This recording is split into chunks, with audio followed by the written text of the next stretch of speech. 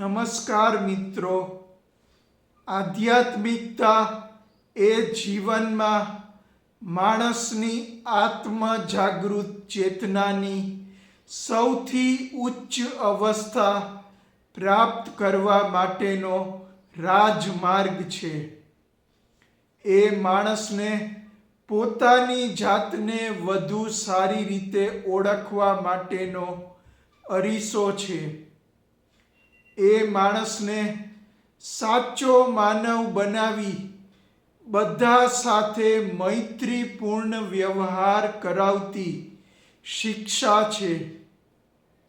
એ ધર્મને સરખી રીતે સમજવા માટેનું એક આંતરિક શાસ્ત્ર છે.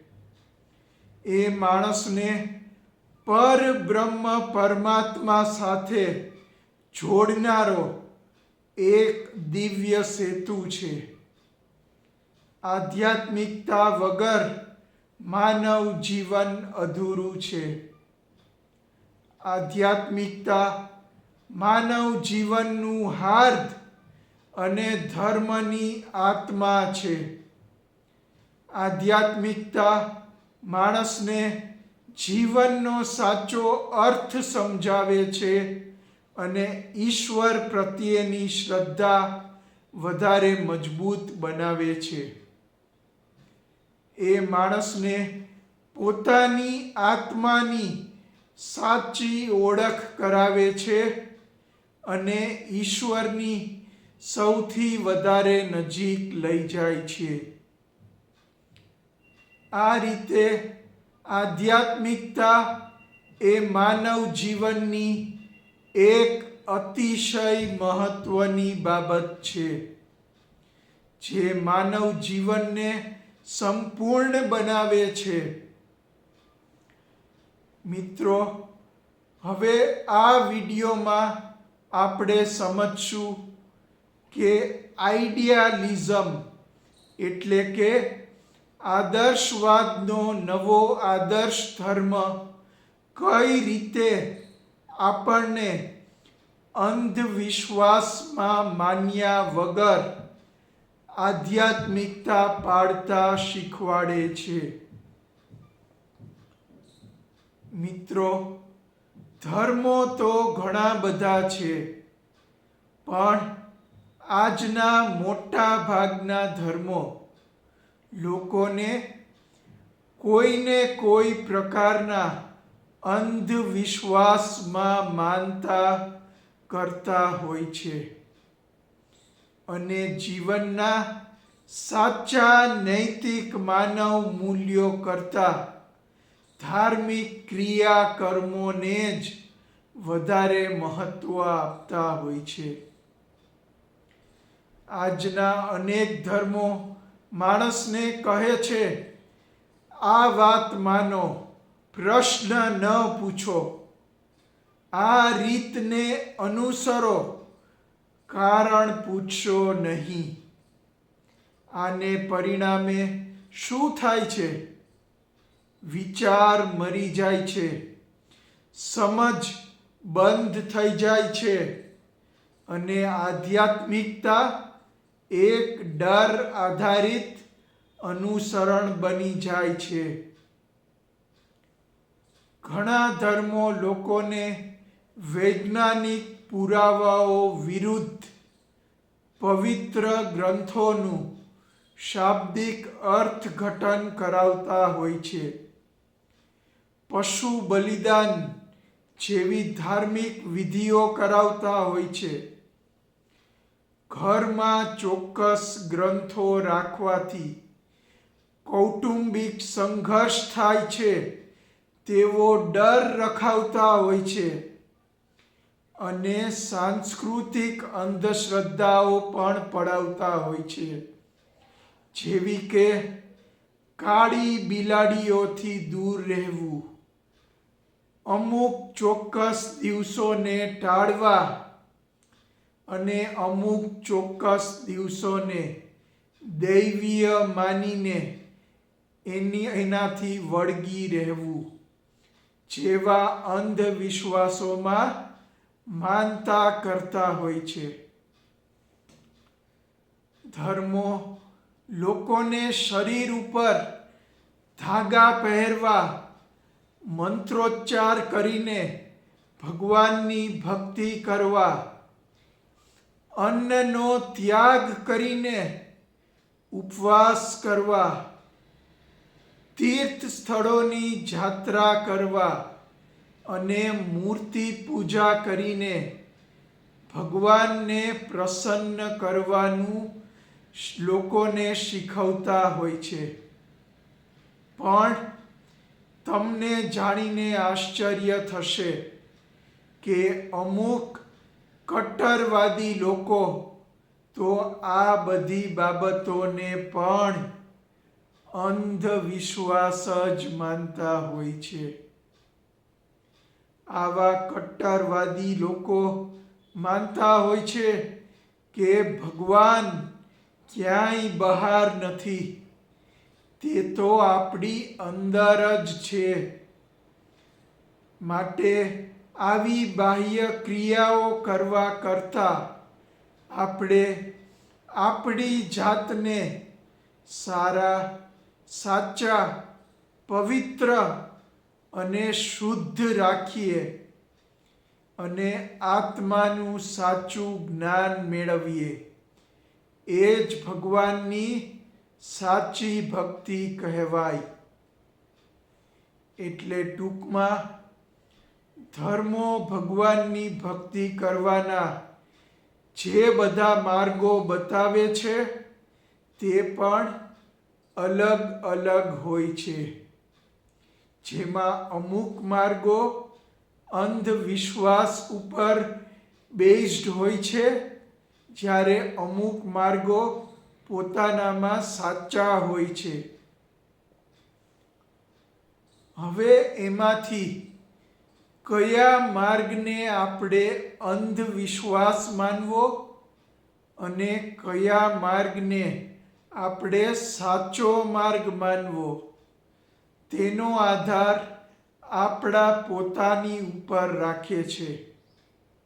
આપણે આપણા વિચાર, તર્ક શક્તિ અને નિર્ણય શક્તિ અનુસાર યોગ્ય માર્ગ પસંદ કરીને સાચી રીતે ભગવાનની ભક્તિ કરવી જોઈએ.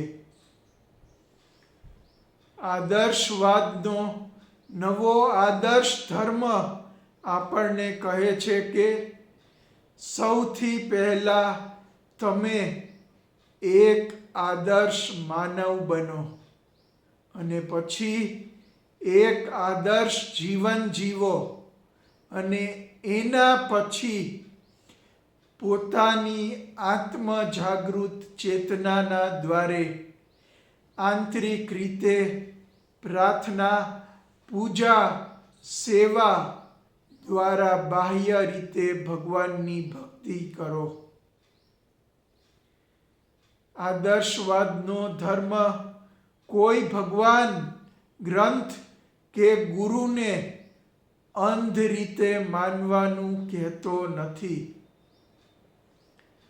આઈડિયાલિઝમ એક વિચારધારા છે જે કહે છે પહેલા સમજ પછી શ્રદ્ધા.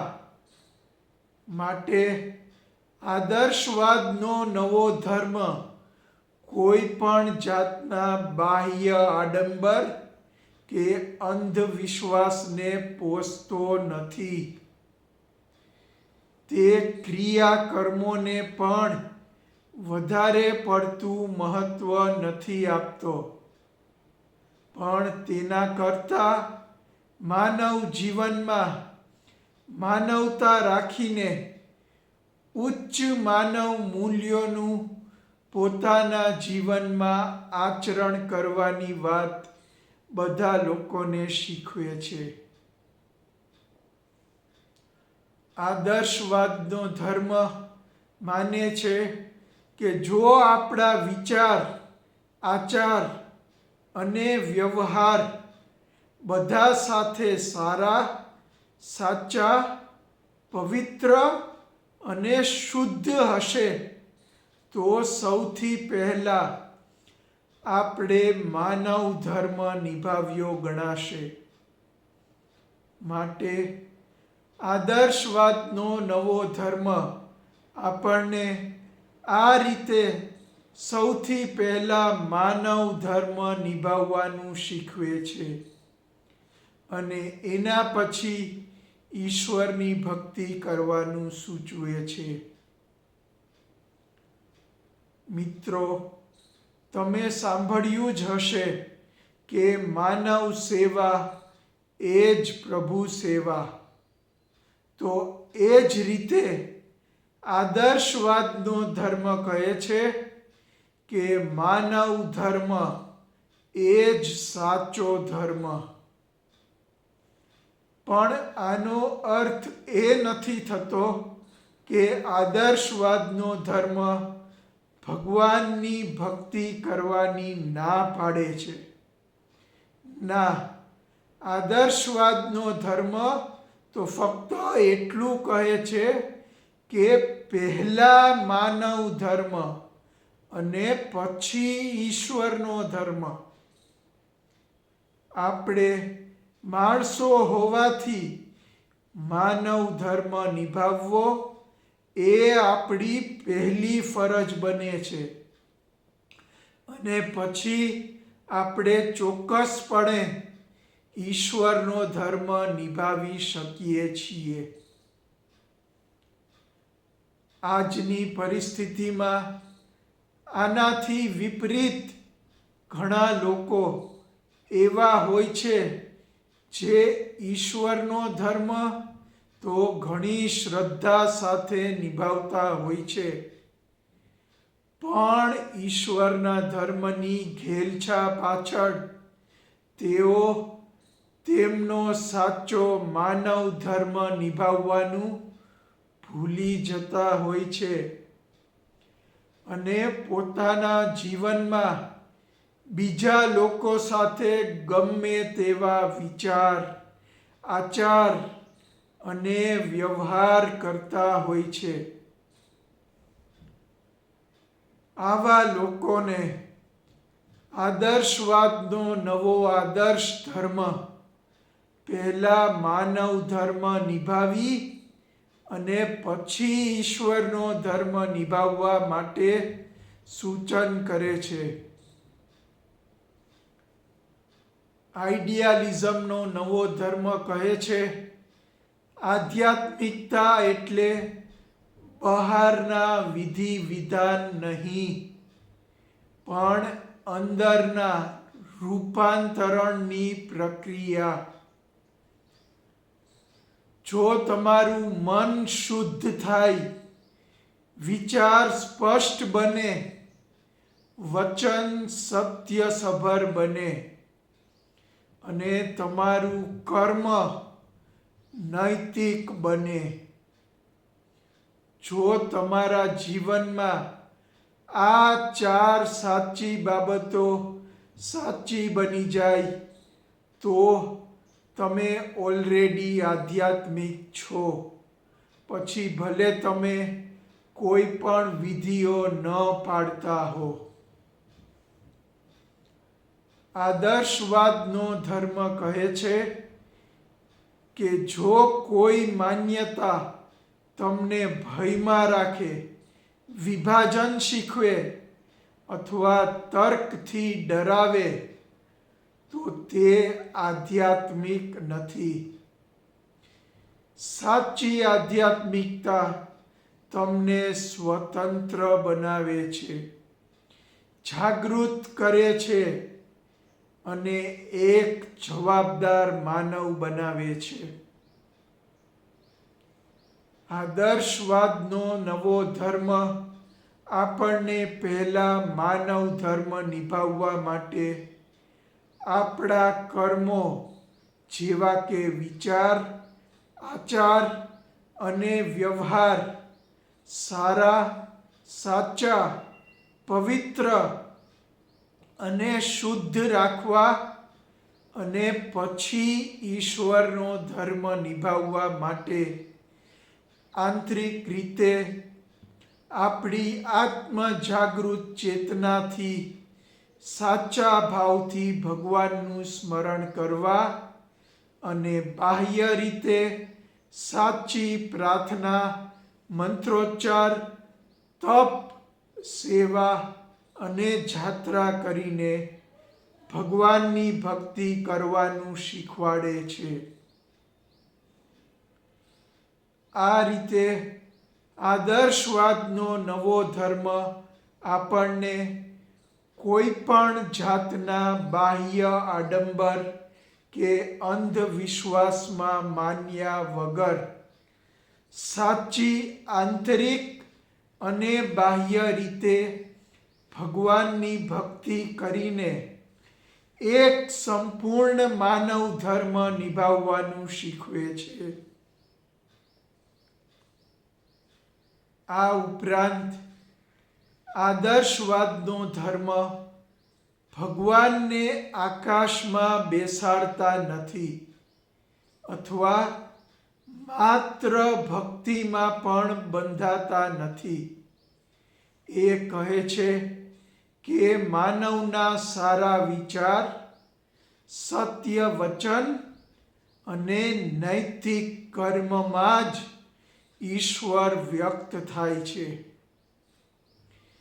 જ્યારે તમે સત્યને પસંદ કરો, ન્યાય સાથે ઊભા રહો અને માનવતાને પ્રથમ સ્થાન આપો, ત્યારે તમે ભગવાનને માનતા જ નથી, પણ તમે ભગવાનને જીવો છો. આજના ધર્મો ઘણી વખત કહે છે કે તમે કોણ છો એ વાત મહત્વની નથી, પણ તમે શું માનો છો એ વાત મહત્વની છે.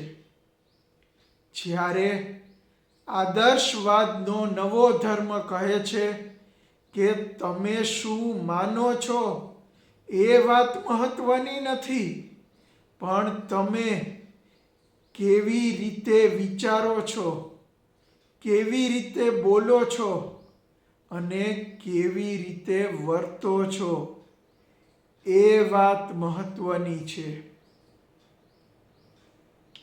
મિત્રો, આઈડિયાલિઝમ તમને અનુયાયી બનાવતું નથી.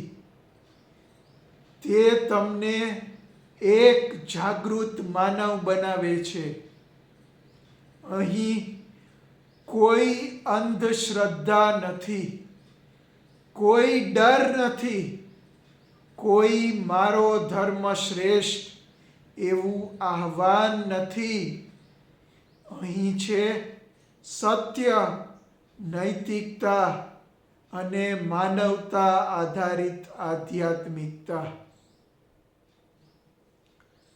જો તમને પણ લાગતું હોય કે આધ્યાત્મિકતા ડરથી નહીં પણ સમજથી હોવી જોઈએ, તો આઈડિયાલિઝમ તમારા માટે છે. મિત્રો, જો આ વિડીયો ગમ્યો હોય તો તેને લાઈક કરો, શેર કરો અને મારી ચેનલને સબસ્ક્રાઈબ કરો. જો તમે મારી ચેનલને સબસ્ક્રાઈબ કરશો અને પછી મારા ઈમેલ એડ્રેસ nilayshahwork@gmail.com ઉપર સબસ્ક્રાઈબ્ડ એવું લખેલો મેસેજ મોકલશો તો હું તમને તમારા ઈમેલ એડ્રેસ ઉપર મારી 117 બુક્સમાંથી સિલેક્ટેડ 10 બુક્સ કે જેની કિંમત અત્યારે 450 રૂપિયા થાય છે, તે સાવ નિઃશુલ્ક એક ગિફ્ટ તરીકે મોકલીશ. તો મિત્રો, હવે જલ્દીથી મારી ચેનલ સબસ્ક્રાઈબ કરી લો અને આ ઓફરનો લાભ ઉઠાવી લો. હવે ફરી મળીશું આદર્શવાદના સંગે આધ્યાત્મિકતાના રંગે રંગાવાના એક નવા અભિયાન સાથે. ત્યાં સુધી અલવિદા, નમસ્કાર.